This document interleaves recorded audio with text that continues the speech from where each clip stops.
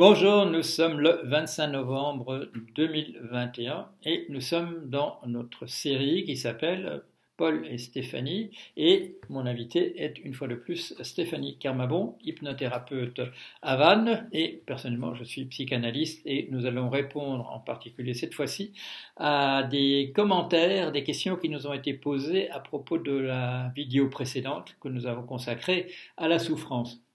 Alors, on nous a fait pas mal de remarques et on va procéder de la manière suivante aujourd'hui, c'est-à-dire que je vais reprendre des citations de choses qui nous ont été dites et dans un premier temps, ce sera Stéphanie qui fera un commentaire et éventuellement, j'interviendrai ou non, ou sinon, je poserai la question suivante.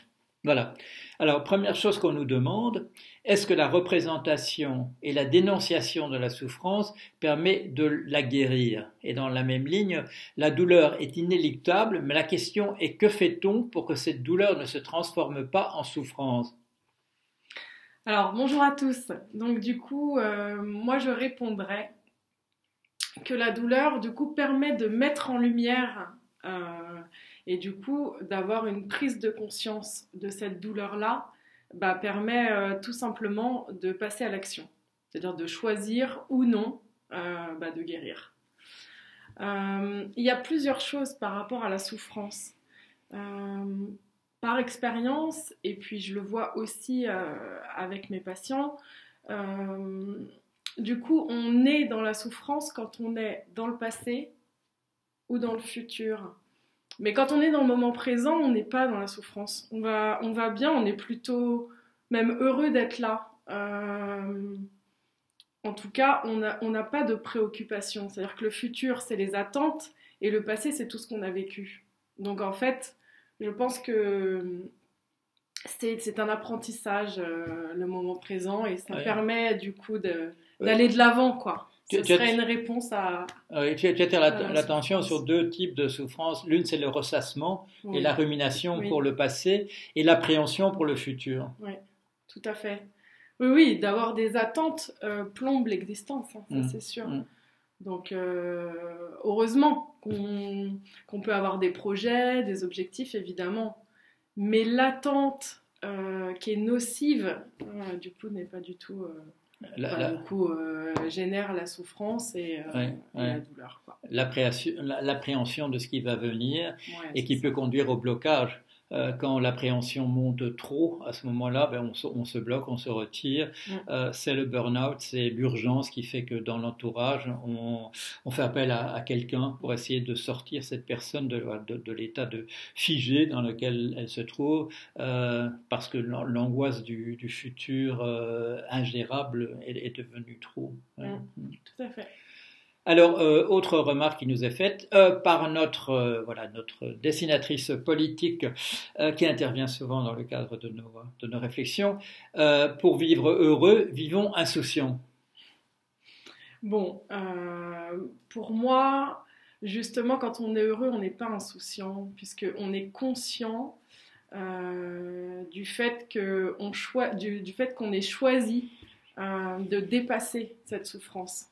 Donc, conscient de l'état intérieur dans lequel on est. Donc si on est en souffrance, conscient de cette souffrance et du coup en capacité de choisir de s'en sortir par l'action. Et puis simplement en fait quand on est heureux, eh bien on le sent à l'intérieur. Et pour moi, c'est pas du tout vivre de façon insouciante, au contraire, c'est vivre vraiment consciemment. C'est justement, effectivement, la simplicité de la vie qui est du coup pas du tout comparable au simplet. Voilà. Parce que les gens simples, les gens qui prennent la vie du bon côté, finalement, ce sont des gens qui sont dans l'instant présent et puis qui sont simplement bien avec ce qu'ils ont. Donc peut-être que l'apprentissage justement, c'est revenir à cet instant présent où tout va bien et où on peut apprécier chaque petite chose à sa juste valeur, parce qu'on est dans une société où maintenant on n'apprécie plus, enfin il y a encore des gens qui apprécient, mais je pense que c'est vraiment important de revenir à l'essence, en fait, à l'essentiel. Sentir une odeur de thé, une fleur, apprécier un arbre, voilà. Des choses simples, justement, mais qui sont très efficaces pour être bien, heureux, joyeux. Dans l'histoire classique de la philosophie, cette notion du bonheur comme étant l'insouciance, c'est ce qu'on appelle l'ataraxie. C'est-à-dire l'absence de sensation. En fait, c'est une méditation, je dirais, de sage, d'ermite sage dans la montagne, mais ce n'est pas la manière dont nous vivons le bonheur. Et ça, c'est une question qui m'est posée aussi en analyse. Quand je sortirai du symptôme névrotique, est-ce que je ne sentirai plus rien? Est-ce que je serai indifférent au monde en dehors de moi? Et là, non, bien entendu. S'il y a des choses contrariantes, on continuera d'être contrarié par les choses contrariantes, on continuera d'être heureux des choses qui nous rendent heureux. Ce ne sera pas une absence de sensation. On sera vivant. Ce sera vivant, c'est ça, mais sans la souffrance dont on parlait tout à l'heure, c'est-à-dire sans le ressassement du passé et sans l'appréhension du futur. Voilà. Alors, autre question qui nous est posée, c'est à propos de la colère. Là, c'est une citation. Si elle survient, c'est qu'une partie du soi qui ne s'est pas senti reconnue dans son ressenti et qui du coup ne s'est pas exprimée. Oui. Parce que du coup, comme la douleur, la colère permet du coup à une partie interne de nous-mêmes de se dire mais dis donc, j'ai pas été reconnue là j'ai pas été reconnue, j'ai senti une injustice. Et donc, quand elle n'est pas exprimée, quand on s'exprime pas, eh bien, c'est la colère qui prend le dessus. Donc, on a ce choix en fait. Grâce à la reconnaissance, grâce à la prise de conscience de cette colère, on a le choix de se dire ok, peut-être que plutôt que d'exploser par la colère, il faut que je parle et donc apprendre à communiquer, quoi. Ce qu'il y a, c'est que là, il y a des différences culturelles importantes. Ah oui, c'est pas oui, et en particulier, nous sommes en Bretagne. Tu as un nom breton de famille. Kermabon. Kermabon, exactement. Et un trait culturel classique de la Bretagne, et j'ai eu l'occasion d'en parler avec un analysant, voilà, dont la famille venait d'ici, c'est une difficulté à manifester une gradation dans la colère qui monte. C'est-à-dire qu'on a alors la personne qui paraît indifférente à ce qui se passe, mais qui tout à coup explose dans la colère. Et là, bien entendu, ça peut être extrêmement dommageable, en particulier dans des contextes où il y a des gens autour qui pourraient se fâcher, il pourrait y avoir des gens alcoolisés aussi, il pourrait y avoir des gens avec des armes. Je pense, enfin, il me revient... je sens dans mon corps une bagarre dans un café qui était très dangereuse parce que bon, c'était entre pêcheurs il y a une 50aine d'années et donc tout le monde tire un couteau immédiatement, le pêcheur à l'époque en tout cas avait toujours un opinel dans la poche parce qu'on en a besoin pour faire ceci ou ça et à ce moment-là ils sortent et on a affaire à des gens on n'a pas vu monter le ressentiment, on n'a pas vu la situation qui se dégradait et tout à coup il y a des couteaux tirés et il faut essayer de régler ça. Bon, alors la colère, son expression culturelle qui est plus ou moins, je dirais, adaptée aux circonstances. Et parfois ça peut être très dangereux. Et c'est une des choses que nous devons expliquer aux personnes qui sont sujettes à la colère. Manifestez votre ressentiment et votre sentiment qui monte, manifestez-le avant pour ne pas prendre par surprise la personne en face. Donc c'est apprendre à conscientiser le moment où elle survient au final. Voilà, ne pas attendre un seuil qui lui peut conduire quand il est dépassé, peut conduire à la tragédie. Donc c'est se rendre compte du mécanisme de notre propre colère, comment elle monte à l'intérieur. Qu'est-ce qu'elle fait dans le corps, etc. Et que l'autre soit conscient qu'elle est en train de monter. Parce qu'alors l'autre peut réagir et ne pas simplement se retrouver devant quelqu'un qui a tiré un couteau. Bon. Et je pense bien entendu aussi, dans ce cas-là, au problème des violences conjugales, où on dépasse des seuils. voilà, bon, on parlera de ça de Oui. plus en détail une autre fois. Ouais. On parlera ça on consacrera toute une séance aux violences conjugales. Alors, quelqu'un qui nous dit l'importance de la pensée. Ah oui. Bah, on sait qu'une pensée vibre. Hein. Il y a eu des études sur l'eau, comme quoi l'eau avait une vibration. On est fait d'eau, donc forcément, une pensée interne va vibrer dans le corps. Et du coup, qu'est-ce qui se passe quand on vibre? On émet. Donc c'est toujours la même chose.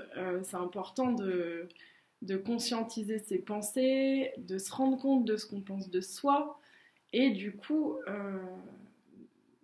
de guérir, c'est-à-dire d'aller chercher par l'action ce qu'on peut mettre en place pour changer cette pensée. C'est la notion de sublimation au sens psychanalytique. C'est-à-dire qu'il y a une partie de notre activité, la libido qui monte, l'attraction, l'attirance pour l'autre, une attirance de type sexuel. La culture nous a permis de la déplacer d'une certaine manière. On peut, là, l'exemple classique, ce sont tous ces ateliers de peintres au XIXe siècle, où des gens très bien de la haute bourgeoisie se promènent entre des personnes nues, des femmes qui sont des modèles, et on trouve que c'est la manière, dont il faut traiter l'art. Beaucoup de femmes nues qui sont représentées dans l'art, parfois des modèles qui sont même, on le voit dans la représentation de l'atelier, etc. On essaye de faire dériver un petit peu au moins vers la beauté l'attirance sexuelle, et personne n'est dupe. La femme du sculpteur sait souvent que le modèle c'est aussi quelqu'un qui a une relation toute particulière avec le sculpteur, voire Camille Claudel et compagnie. La sublimation, la transformation de l'attirance sexuelle, de cette force en nous, la libido, vers des formes qui sont plus faciles à gérer dans la société. Une chose à laquelle on parle souvent aussi, il a été fait allusion dans les questions qui sont posées, c'est souffrance et créativité. Et bien entendu, on en a parlé à propos de Baudelaire. Il y a toute une époque où il est dans une période où il n'est pas reconnu. On lui a retiré d'ailleurs le droit de prendre des décisions parce qu'il est en tutelle, et il tombe dans la dépression. C'était dans le livre de Patricia Depas, tous ces propos de déprimé de Baudelaire. Mais on sait qu'en parallèle, il est en train d'écrire, il est en train d'essayer de montrer au monde que la petite flamme dont tu parles n'est pas éteinte. La petite flamme est en train de faire de Baudelaire le Baudelaire qu'on connaîtra. Mais bien entendu, il y a un équilibre à trouver. Il faut que la petite flamme soit là, qu'elle ne soit pas entièrement éteinte, pour que l'artiste soit un artiste créateur dans la créativité. Et c'est vrai, mon expérience personnelle, que quand je retombe sur un de mes textes, en le relisant, je suis particulièrement fier, je me dis, mais c'était pas une période facile. Et pourquoi? Parce qu'on essaie de prouver au monde qu'on est quelqu'un qui mérite une reconnaissance, la reconnaissance des uns et des autres autour de nous, ou alors pour l'artiste, une reconnaissance plus vaste du monde. Et donc là, il y a un équilibre à maintenir. Il y a une souffrance qui est créatrice, mais il y a aussi une souffrance qui nous tue véritablement à l'intérieur. Et donc là, si la reconnaissance ne vient pas du tout, à ce moment-là, on s'enfonce dans la dépression, et il y a quelque chose d'extrêmement difficile à gérer. Alors, non, il y en a encore deux remarques que nous allons commenter. Une remarque, la souffrance, un manque, une initiation à la vie, sans souffrance, on vivote. Eh bien oui, sans souffrance, on vivote. Ça, c'est quelque chose que je dis souvent, parce que on se rend compte que la souffrance, du coup, elle permet, comme on l'a dit précédemment, elle permet quand même la reconnaissance d'un mal-être, d'une douleur, et du coup, quelque part, quand tout va bien, enfin, quand on vivote, justement, c'est-à-dire qu'on n'est ni bien ni mal, bon, bah, il ne se passe rien, en fait. On est simplement là, et point. Alors que, quelque part, quand on souffre et qu'on en prend conscience, eh bien, on peut choisir de ne plus vivoter, et du coup d'aller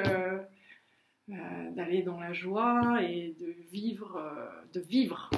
Oui, et c'est le rôle du thérapeute ou de la thérapeute Exactement. de pouvoir aider dans une sorte voilà, de maïeutique. Sortir de cette voilà. vivotation. Voilà. Je ne sais pas comment on peut dire Vivotement. Vivotement. Et d'aider la personne à sortir de cette situation par la maïeutique, comme disait Aristote, par une sorte d'accouchement. Voilà, c'est une image, une représentation d'une sorte d'accouchement. Dernier commentaire, éviter de faire face à moi-même et au vide.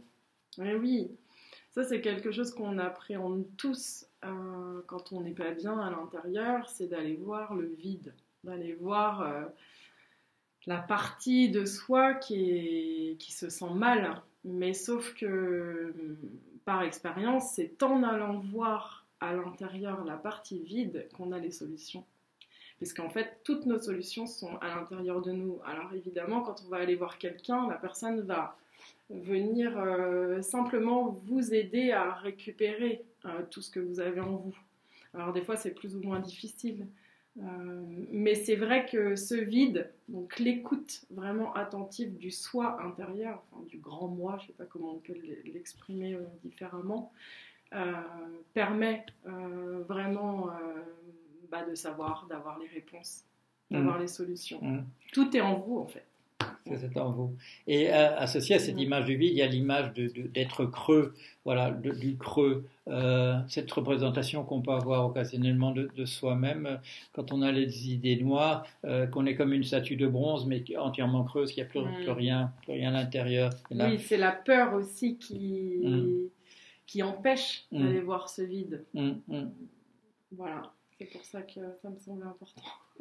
Voilà les commentaires que nous avons voulu faire en réponse à ce que vous avez pu écrire et au dialogue que vous entretenez entre vous, entre commentateurs et commentatrices.